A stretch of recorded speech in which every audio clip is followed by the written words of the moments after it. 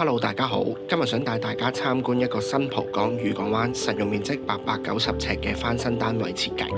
喺今次嘅設計上面，客人亦都有啲特別嘅要求，想我哋滿足翻。咁我哋而家即刻去睇一睇。咁一入到單位，客人唔想有一個直衝嘅感覺，但係又唔想做傳統屏風去遮擋咗個景觀，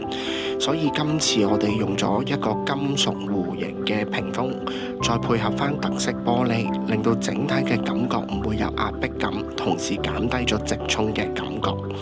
為咗令整體嘅設計更加一致，我哋都揀選咗輕奢華嘅設計風格作為設計嘅主調。咁喺客飯廳嘅設計上面，我哋想令到整體嘅感覺變得更加開揚。我哋將原有廚房嘅牆身移除咗，變成開放式廚房，令到整體嘅感覺變得更加大氣。一入到第一間房啦，呢間房係戶主女女嘅房間。女房想用奶油風作為設計嘅主調，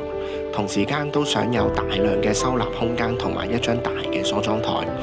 為咗配合翻以上嘅要求，我哋將單位原有門口嘅位置改咗，將門口改為中間開門，令到房間兩邊嘅空間可以容納到梳妝台同埋大衣櫃。中房係戶主仔仔嘅房間，仔仔想有一個秘密基地感覺嘅房間啦，所以我哋用咗上床下櫃嘅設計去打造佢嘅房間。天藍色以及淺綠色作為設計嘅主要用色，再加上特色牆紙以及圍欄，令到整體嘅感覺變得更加有童趣。同時同第一間房一樣啦，我哋都將原有嘅門口位改咗去中間，令到整個房間嘅空間運用可以更加容易配合到戶主嘅要求。最後入到主人房，女戶主想喺房間裏面打造一個衣帽間，我哋選用咗同玄關一樣嘅物料金屬，配合翻特色玻璃去打造呢一個衣帽間，提升收納空間之餘，亦都唔會令到整體感覺變得壓迫。